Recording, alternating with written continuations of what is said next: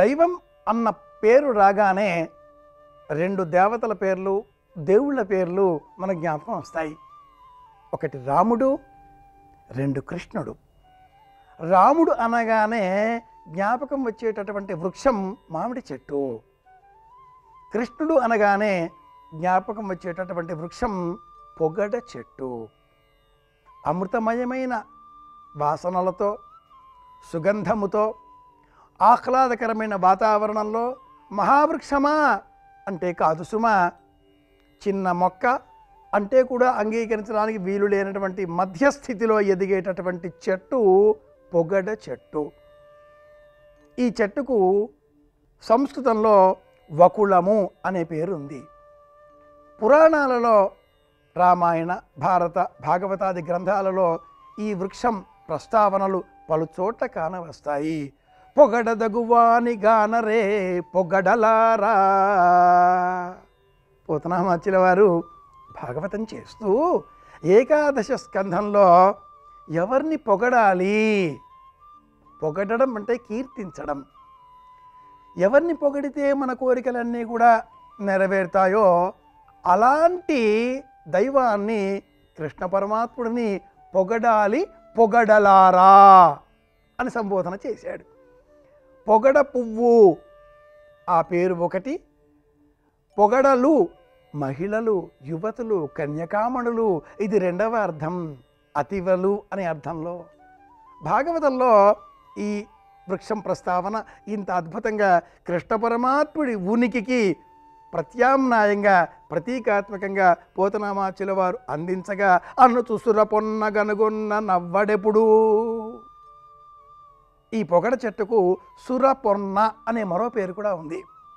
విక్రమోర్వశీయం అనే కావ్యంలో ఈ పొగడ చెట్టును సురపొన్న అన్న పేరిట సంబోధించడం మనం గమనించవచ్చు. ఇల్లాలు అలాగే యజమాని, భార్యాభర్తలు, ఈ ఇరువురి మధ్య ప్రేమ, అభిమానము, ఆప్యాయత, ఒక మనసుకు రెండు శరీరాలు అలా బతికేటటువంటి వాతావరణాన్ని కల్పించే మొక్క ఈ పొగడపు మొక్క. ఇది పెరిగితే అమృత వృక్షం అవుతుంది, అమృతమయమైన వాతావరణాన్ని మనకు కలిగిస్తుంది. విక్రమోర్వశీయం అనే కావ్యంలో కథానాయకుడు ఊర్వశిని చూడగానే ఆ ఊర్వశి ఏ చెట్టు కింద నిలుచుని ఉన్నదా అని గమనించి ముందుగా ఆ చెట్టును పొగడతాడు. పౌరాణిక ప్రపంచంలో, కావ్యాది సాహిత్య ప్రపంచాలలో కూడా గమనించినట్లయితే అష్టాదశ వర్ణనలు ప్రత్యేకం. అందులో అటవీ వర్ణన మరింత ప్రత్యేకం. అడవిని కూడా వర్ణించాలి. అడవులు అంటేనే మొక్కలతో కూడుకున్నవి, వృక్షాలతో కూడుకున్నవి, అమృతమయమైన మహావృక్షాలతో కూడుకున్నవి అన్నప్పుడు ప్రతి కావ్యంలో కూడా ఈ వృక్షాల ప్రస్తావనలు మనం గమనించవచ్చు. గజేంద్ర మోక్షణ వృత్తాంతం భాగవతంలో నిర్మించేటటువంటి సమయంలో పోతనామాచ్యుల వారు మాతులుంగల వంగలుంగ చూతకేతకి భల్లాతక అమ్రాతక పనస బదరీ బకుళ ఈ వృక్షాల జాబితాలో సురపొన్న అన్న పదాన్ని కూడా వినియోగించడం మనం గమనించవచ్చు.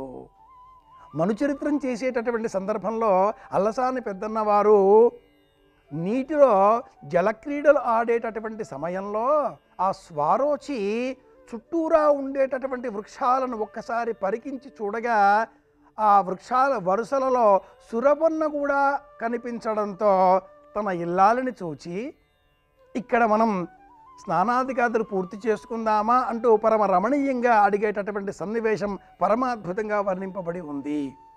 ఇల్లాలు ఒకటి అంటే భర్తకు ఒక అర్థం రావడం లోకంలో ఈనాడు మనం గమనిస్తూ ఉంటాం. ఏ మాట మాట్లాడితే ఇంటిలో ఏ గొడవ వస్తుందో అంటూ మొగుడు పెళ్ళాలు ఆధునిక సంస్కృతిలో మౌన వ్రతాలు పాటిస్తూ ఎవరి పనులు వాళ్ళు చక్కబెట్టుకుంటూ ఉంటారు. అలా ఉండకూడదు. ఒక మనసుకు రెండు శరీరాలుగా బ్రతకాలి. పరస్పరాశ్లిష్ట వపుర్ధరాభ్యాం, ఒకరి కోసం ఒకరు అన్నట్లుగా. చంద్రుడిని విడిచి వెన్నెల ఉండదు కదా, అలాగే పుష్పాన్ని విడిచి సువాసనలు వేరుగా ఉండవు కదా. ఎక్కడ సువాసనలు ఉంటాయో అక్కడ పుష్పమునికి తప్పనిసరి. ఇలా ఆలోచన చేసిన కవి సార్వభౌముడు శ్రీనాథ మహాకవి తాను వ్రాసిన అనేక కావ్యాలలో సురపొన్న, పొగడ ఈ ప్రస్తావన కూడా చేస్తాడు.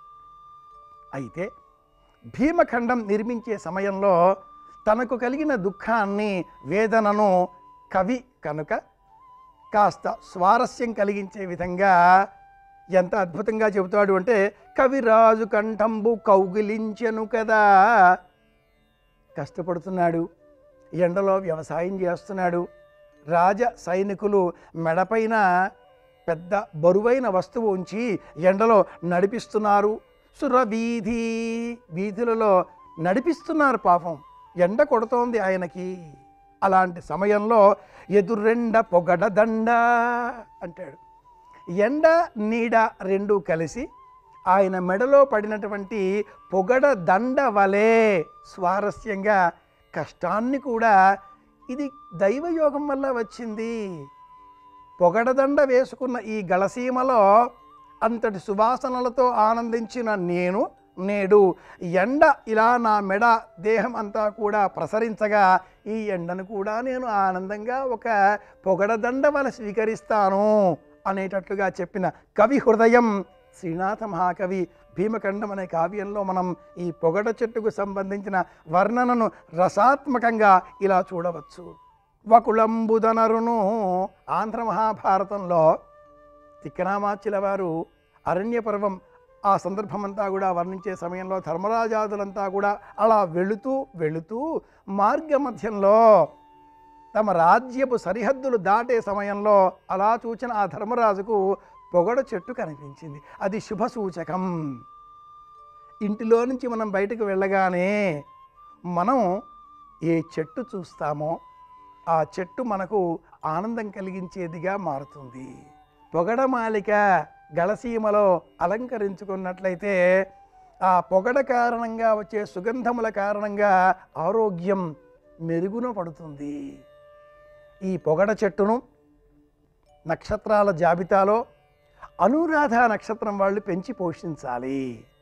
అనురాధ శనిగ్రహ సంబంధిత నక్షత్రం. ఉత్తరాభాద్ర, పుష్యమి ఈ నక్షత్రాలు కూడా శనిగ్రహ సంబంధితములైనవి కనుక శనిగ్రహ సంబంధితంగా ఉండేటటువంటి అనురాధ, పుష్యమి ఈ నక్షత్రాల వారంతా కూడా ఈ చెట్టును పోషించాలి. ప్రత్యేకంగా శనికి సంబంధించిన దోషాలు అష్టమ శని, అర్ధాష్టమ శని, ఇంకా విశేషంగా చెప్పుకోవాలి అంటే సప్తమంలో శని, ఏలినాటి శని, జన్మ శని ఇలా చూసుకున్నప్పుడు కుంభరాశి, మీనరాశి, మేషరాశి, మకర రాశి, అలాగే సింహరాశి ఈ రాశుల వారు విశేషంగా ఈ పొగడ చెట్టును పోషించాలి. శని ఆధిపత్యం కల మకరే కుంభరాశౌచ నాజక సూర్యనందన ఈ రాశుల వారు కూడా పొగడ చెట్టును పెంచి పోషించినట్లయితే జాతక సంబంధిత సమస్త దోషాలు తొలగించుకున్నవారు అవుతారు. కృష్ణుని అనుగ్రహం సంపూర్ణంగా కావాలి, పొగడ చెట్టును ఇంట్లో పెంచుకోవాలి. ఇది ఈ పొగడ చెట్టుకు ఉండే ప్రాధాన్యత.